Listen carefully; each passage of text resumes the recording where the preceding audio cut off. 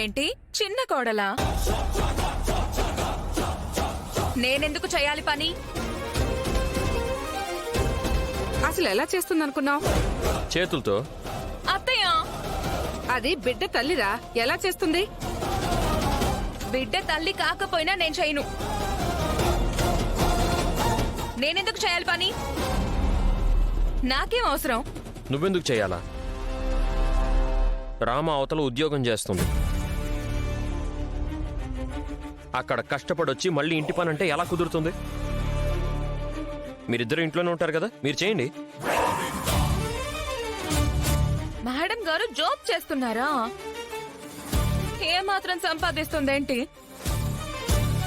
Endowment department లో maximum ఎంత ఉంటుంది సాలరీ? ఒక 50-60 వేలు ఉండొచ్చేమో, అంతే కదా?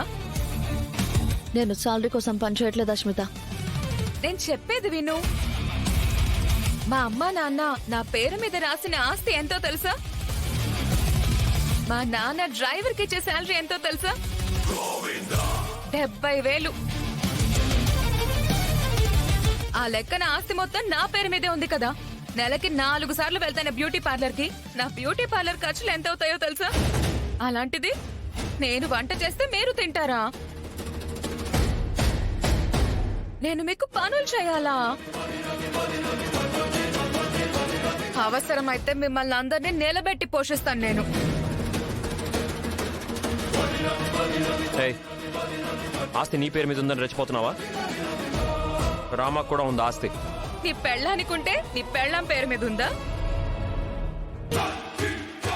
నా ఆస్తి నా పేరు మీద ఉంది. నీ పెళ్ళాం పేరు మీదకి వచ్చినప్పుడు మాట్లాడు. ఏం మాట్లాడుతున్నావు అస్మిత? నేను వద్దనుకునే స్వయంగా మా నాన్న పేరు మీద రాసిచ్చాను, అది తెలుసా నీకు? నేను నీలా డబ్బు మనిషిని కాదు. బంధాలకు విలువిస్తాను, అనుబంధాల్ని గౌరవిస్తాను. అస్మిత అన్న దాంట్లో తప్పే ఉంది. తన ఆస్తి తన పేరు మీదే ఉంది. ఎవరైనా అడిగితే నా చిన్న కోడలు ఎంతో గొప్ప ఆస్తి పరాలని చెప్తాను. నా పెద్ద కోడలు ఏదో చిన్న ఉద్యోగం చేస్తుందని చెప్పుకుంటున్నాను. ఏంటి, చిన్న ఉద్యోగమా? కాకపోతే ఇంకేంటి? అదైనా చెప్తున్నాను, సంతోషించు. నీ పేరు మీదకి ఆస్తి వచ్చాక చెప్పు, నీ గురించి కూడా గొప్పగా చెప్తాను. అది మా నాన్నకి రాసిచ్చానని చెప్తున్నాను కదా అత్తయ్య. రాసిస్తే మళ్ళీ తిరిగి రాయమను. ఈ రోజు కాకపోతే రేపైనా ఇవ్వాల్సిందే కదా. నేను తిరిగి తీసుకోవడానికి రాయలేదు అత్తయ్య. ఏ, నీకు అంత ఎక్కువైంది ఆస్తి? తన కోసం నేను ఏం చేయడానికైనా సిద్ధం. మా మధ్యలోకి ఎవరైనా వచ్చారంటే మర్యాదగా ఉండదు. అబ్బో, నువ్వు బాధపడకమ్మా. వీళ్ళిద్దరి మధ్య పచ్చిగడ్డొస్తే భగ్గుమనేది. ఇప్పుడు చూస్తే అనురాగాలు ఆప్యాయతల్లో మునిగి తేలిపోతున్నారు. ఎన్నాళ్ళు ఉంటుందో ఈ బంధం, చూద్దాం. చూద్దాం.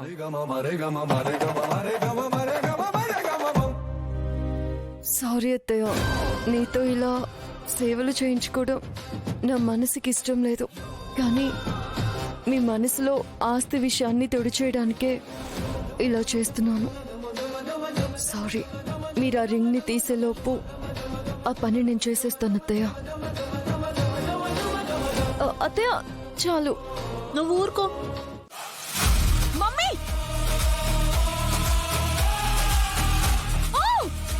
అది ఫ్లవర్ వాజ్ అండి, 1,00,000 రూపాయలండి. అయ్యో మేడం, అది 2 lakhs మేడం.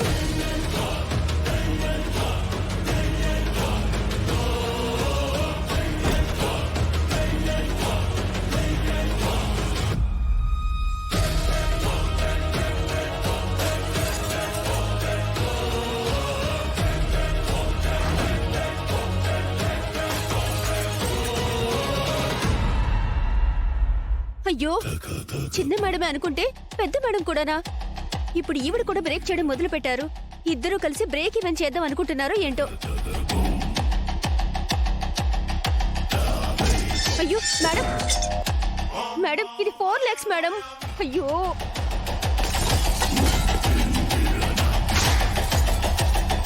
మమ్మీ, ఏంటి అప్పుడే ఆపేసా? పగలగొట్టు. 10 లక్షల సామాన్లు పగలు కొడతావా? 1 కోటి రూపాయల సామాన్లు పగలు కొడతావా? పగలు కొట్టవే. నా కడుపును పుట్టిన దానికి నీకే అంత ఆవేశం ఉంటే నిన్ను కన్నదానికి నాకెంత ఉండాలి? నేనెందుకు ఇలా చేస్తున్నానో అడగవా? నీకెందుకు కోపం వస్తుందో నీకే తెలీదు. నేను అడిగితే మాత్రం నాకు చెప్తావా? నాకిప్పుడు కోపం రావడానికి కారణం ఉంది. ఆ కారణం ఏంటో చెప్పేడిస్తే కారణమైన వాళ్ళని కాల్చి పారేయాలా లేక కొట్టి గోదాట్లో పడేయాలా అనేది నేను డెసిషన్ తీసుకుంటాను. మేము రోడ్డు మీద సరదాగా రీల్స్ చేస్తుంటే ఒక అంకుల్ గారు మాకు అడ్డొచ్చారా ఆంటీ? వాట్? మీకు అడ్డొచ్చారా? అంతేకాదు, దాని మీద చేయి కూడా చేసుకున్నాడా ఆంటీ?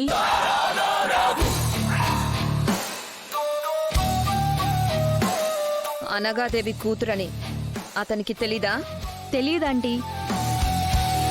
తెలిస్తే తన మీద చేసేంత ధైర్యం అతనికి ఉండదాంటీ. అతనెవరో చెప్పండి చిన్న మేడం. ఇప్పుడే మన వాళ్ళని పంపించి క్షణాల్లో మీ కాళ్ళ మీద పడేస్తాం. పెద్ద మేడం గారి సోలో డాటర్ అయిన మీరు ఇలా ఫీల్ అవుతూ ఉంటే పెద్ద మేడం చూస్తూ ఎలా ఉంటారు? చెప్పండి మేడం, ఎవరో? ఎవరో రఘురామ్ గారంట. ఏంటేంటి? రఘురామ్ గారా? ఎవరైతే నాకేంటి? సుమారు ఒక 50 years ఉంటుందా? ఉంటాయి. You fool! నువ్వు ఎవరి గురించి మాట్లాడుతున్నావో తెలిసే మాట్లాడుతున్నావా? రఘురామ్ గారంటే ఈ ఊరికి దేవుడు.